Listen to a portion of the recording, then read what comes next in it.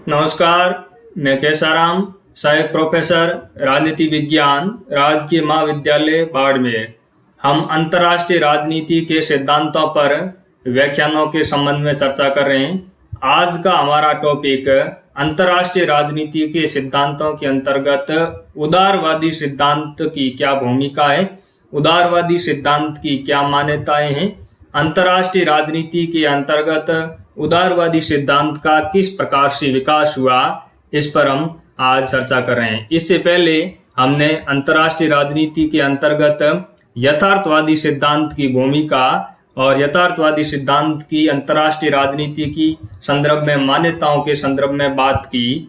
आज का जो हमारा लेक्चर है वो उदारवाद पर केंद्रित है। जैसा कि विदित है, उदारवाद एक विचारधारा है जो व्यक्ति की स्वतंत्रता पर ज़्यादा से ज़्यादा बल देती है।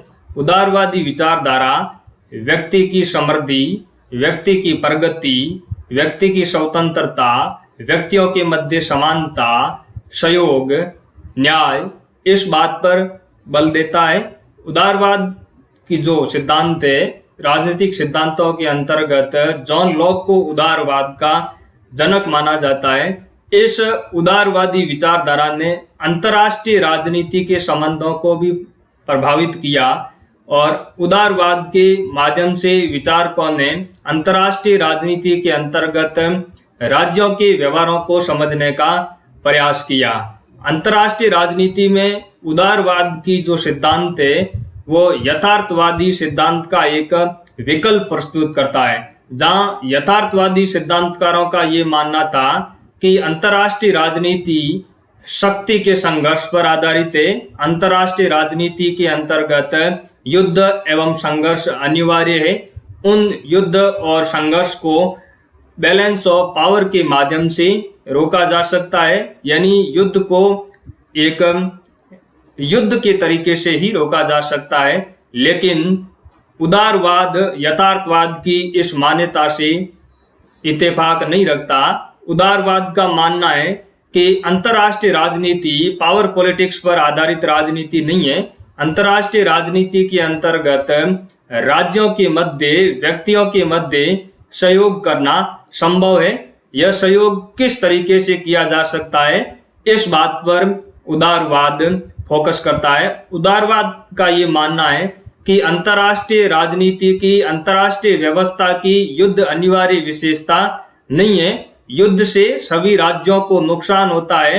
युद्ध की बजाय अगर राज्य आपस में साझा हितों को ध्यान में रखते हुए एक दूसरे का सहयोग करे तो अंतर्राष्ट्रीय राजनीति के अंतर्गत, अंतर्राष्ट्रीय व्यवस्था के अंतर्गत शांति स्थापित की जा सकती है, समृद्धि लाई जा सकती है, प्रगति लाई जा सकती है। इस तरीके से यथार्थवाद की अवधारणा का उदारवादी सिद्धांत है वो खंडन करता है। उदारवाद का मानना है कि लोकतंत्र के माध्यम से, कानून के शासन के माध्यम से अंतर्राष्ट्रीय राजनीति के अंतर्गत सहयोग स्थापित किया जा सकता है।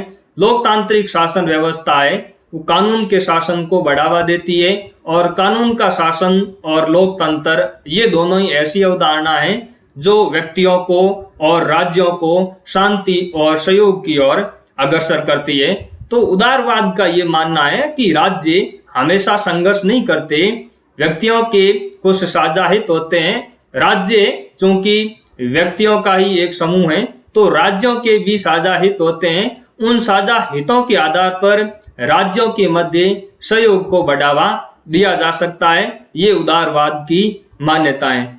उदारवाद का ये मानना है कि मानव का जो स्वभाव है, मानव स्वभाव के संदर्भ में भी उदारवाद का सकारात्मक दृष्टिकोण है। जहां यथार्थवादी विचारधारा मानव स्वभाव के बारे में नकारात्मक दृष्टिकोण रखती है, निराशावादी दृष्टिकोण रखती है, वहीं उदारवाद का मानना है कि व्यक्ति का स्वभाव एक अच्छा स्वभाव है, व्यक्ति शांति प्रिय है, व्यक्ति परोपकारी है, व्यक्ति हमेशा दूसरों के हितों के बारे में, दूसरों के लाभ के बारे में भी सोचता है। और इस तरीके का जो मानव का विवेक है वो तर्क संगत विवेक है और इस तर्क संगत विवेक के माध्यम से अंतर्राष्ट्रीय संबंधों को बदला जा सकता है और अंतर्राष्ट्रीय राजनीति के अंतर्गत राज्यों के बीच सहयोग एवं शांति स्थापित की जा सकती है, युद्ध एवं संघर्ष का उन्मूलन किया जा सकता है।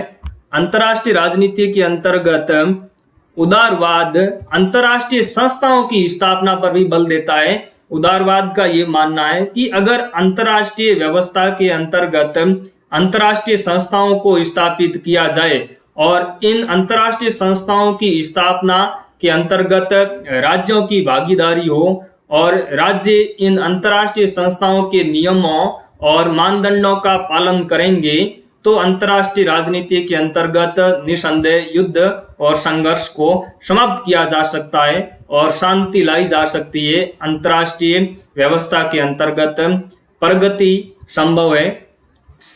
इसके अलावा उदारवादी विचारधारा मुक्त व्यापार में भी विश्वास करती है। उदारवाद का मानना है कि अगर राज्यों के बीच में मुक्त व्यापार को बढ़ावा दिया जाएगा तो राज्यों के बीच निकटता आएगी, राज्यों की जनता के बीच में भी निकटता आएगी, जनता का एक दूसरे से संपर्क होगा। इस तरीके से राज्यों की भी अंतर्निर्भरता एक दूसरे पर बढ़ेगी और अंतर्राष्ट्रीय राजनीति के अंतर्गत मुक्त व्यापारिक गतिविधियों के माध्यम से शांति की व्यवस्था स्थापित की जा सकती है। अगर हम अंतर्राष्ट्रीय संबंधों के संबंध में उदारवाद की हिस्ट्री देखें तो उदारवाद अंतर्राष्ट्रीय संबंधों के संबंध में अगर इसके इतिहास में हम चिन्ह देखें तो 16वीं शताब्दी के अंतर्गत सर्वप्रथम उदारवाद के चिन्ह देखने को मिलते हैं। इरेस्मस ने 1517 के अंतर्गत लिखा था कि युद्ध गैर लाभदायक है, युद्ध से किसी को लाभ नहीं होता, युद्ध से हमेशा मानवता को क्षति पहुंचती है। किसी भी राज्य के लिए, किसी भी व्यक्ति के लिए युद्ध से कोई फायदा नहीं है।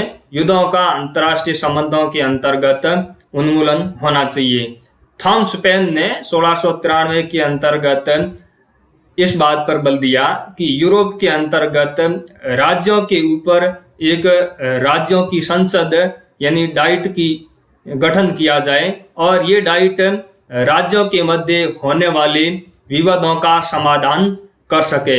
हुगो ग्रोशियस ने भी 1631 के अंतर्गत on the law of war and peace के अंतर्गत लिखा था कि अंतर्राष्ट्रीय संबंधों में राज्यों का जो शासन है वो प्राकृतिक कानूनों के द्वारा या सार्वभौमिक कानूनों के द्वारा संचालित होना चाहिए। सार्वभौमिक कानून है वो प्रकृति पर आधारित होते हैं और इस तरह के अगर प्राकृतिक नियमों और प्राकृतिक कानूनों का राज्य पालन करेंगे तो अंतर्राष्ट्रीय संबंधों के अंतर्गत युद्ध एवं संघर्ष से निपटा जा सकता है और युद्ध की जगह शांति की व्यवस्था स्थापित की जा सकती है।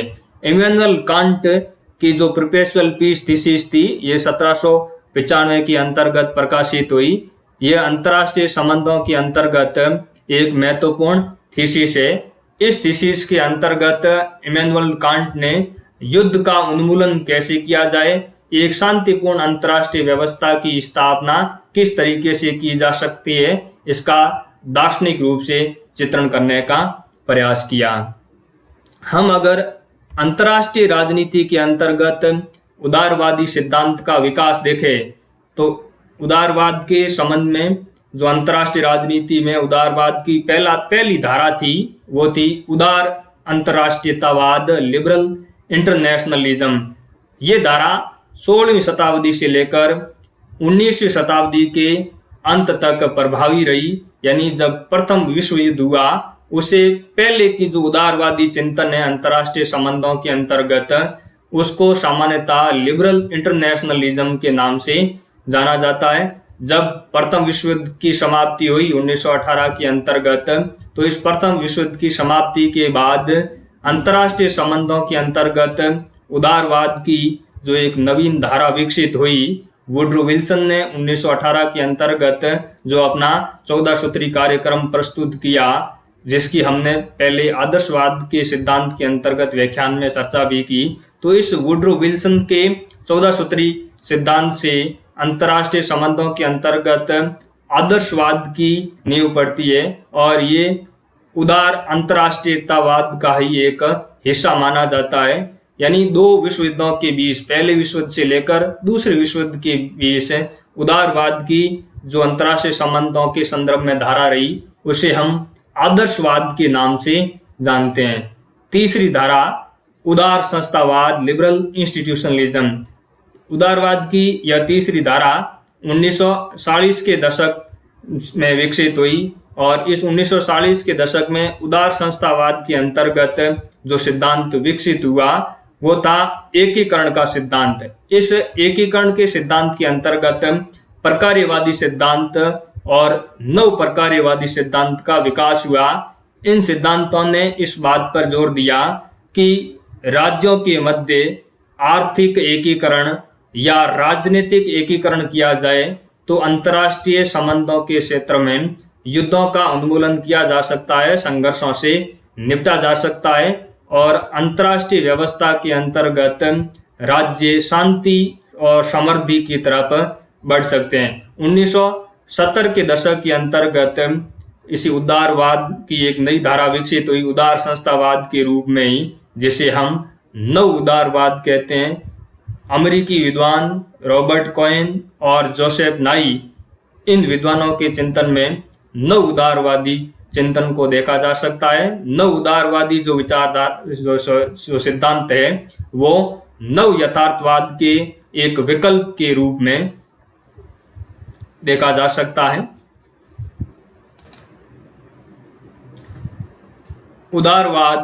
अंतर्राष्ट्रीय संबंधों में उदारवाद की जो पहली धारा उदार अंतर्राष्ट्रीयतावाद।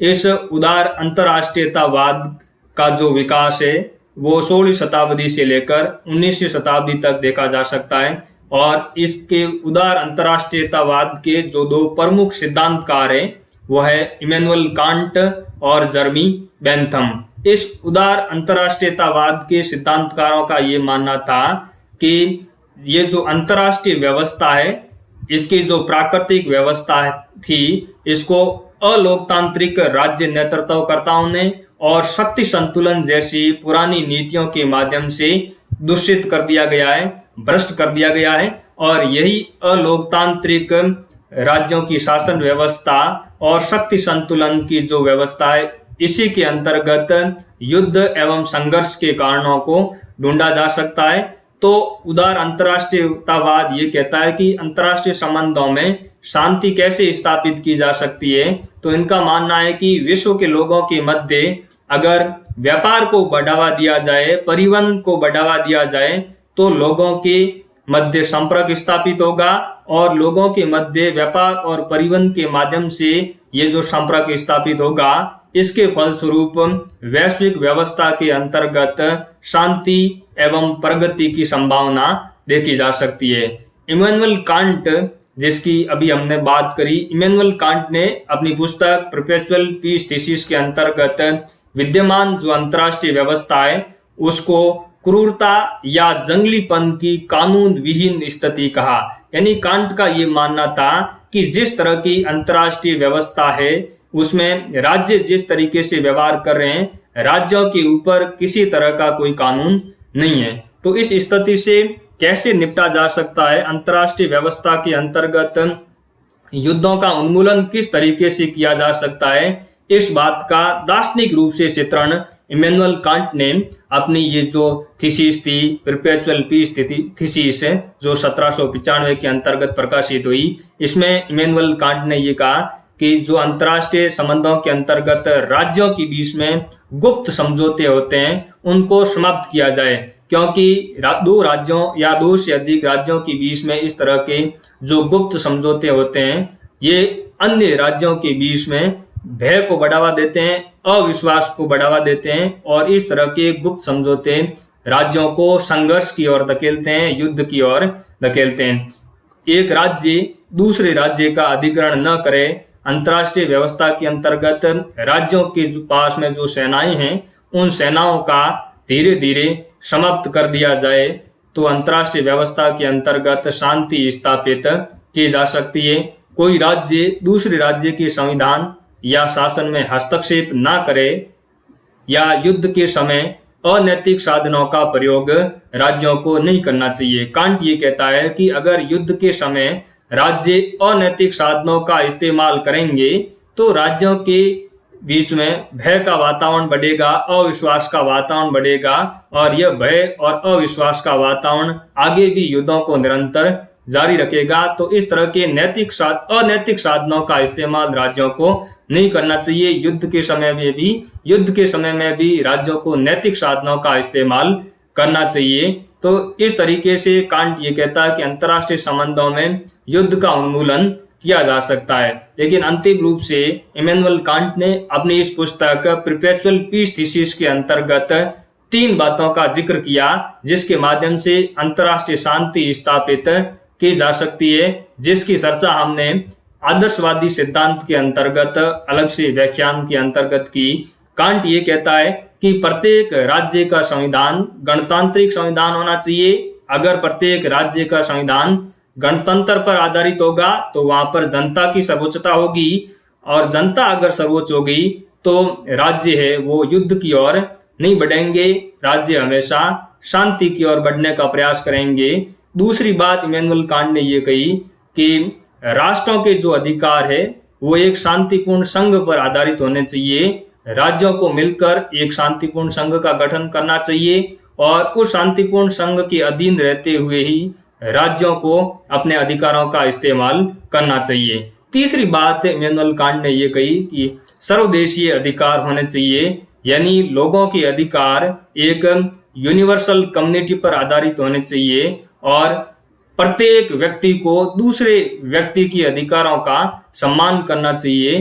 प्रत्येक व्यक्ति को अपने नैतिक कर्तव्यों को, नैतिक अधिकारों को दूसरे व्यक्ति के ऊपर थोपने का प्रयास नहीं करने चाहिए। तो इन 3 बातों की चर्चा हमने अलग से आदर्शवादी सिद्धांत के व्याख्यान के अंतर्गत भी कर रखी है। आप प्लेलिस्ट में जाकर उस व्याख्यान को देख सकते हैं। जर्मी बेंथम ने राज्यों के लिए एक कॉमन ट्रिब्यूनल स्थापित करने का सुझाव दिया। बेंथम ये कहता है कि अगर राज्यों के मध्य किसी प्रकार का कोई विवाद होता है, संघर्ष की उत्पत्ति या तनाव की उत्पत्ति होती है, तो उन संघर्षों का निवारण कॉमन ट्रिब्यूनल के माध्यम से होना चाहिए ताकि राज्य युद्ध की ओर अग्रसर न हो, राज्यों के बीच विवादों का शांतिपूर्ण तरीके से समाधान किया जा सके। तो इमैनुअल कांट और जर्मी बेंथम इन दोनों के चिंतन के अंतर्गत हम उदार अंतरराष्ट्रीयतावाद की मान्यताओं को देख सकते हैं।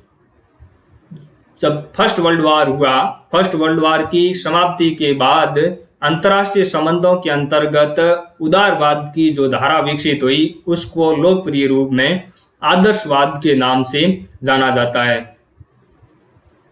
इसका जो प्रवर्तक था वो वुड्रो विल्सन था। हमने आदर्शवाद का सिद्धांत पर अलग से चर्चा करी, उसकी आप प्लेलिस्ट में जाकर उस व्याख्यान को देख सकते हैं। इस आदर्शवाद की प्रमुख मान्यता क्या थी? इस आदर्शवाद की प्रमुख मान्यता यह थी कि अंतर्राष्ट्रीय संगठन के निर्माण के माध्यम से शांतिपूर्ण परिवर्तन लाया जा सकता है। निशस्त्रीकरण के माध्यम से, मध्यस्थता के माध्यम से शांतिपूर्ण परिवर्तन लाया जा सकता है। इसी आदर्शवाद की मान्यता पर लीग ऑफ नेशंस की स्थापना हुई। लेकिन जब 1 सितंबर 1939 को सेकेंड वर्ल्ड वॉर की शुरुआत हुई तो लीग ऑफ नेशंस की जो कलेक्टिव सिक्योरिटी की अवधारणा थी, सामूहिक सुरक्षा की अवधारणा थी, वो सामूहिक सुरक्षा की अवधारणा सेकेंड वर्ल्ड वॉर को रोक नहीं पाई। तो यहाँ से आदर्शवाद की जो सिद्धांत की मान्यताएं थी उनको E.H. कार जैसे यथार्थवादी विद्वानों ने आदर्शवाद की मान्यताओं को चुनौती प्रस्तुत की और ये कहा कि उदारवादियों की जो विशेषताएं थी, अंतर्राष्ट्रीय संबंधों के बारे में जो मान्यताएं हैं वो केवल और केवल कल्पना लोक पर आधारित है, उनको वास्तविक धरातल पर स्थापित नहीं किया जा सकता।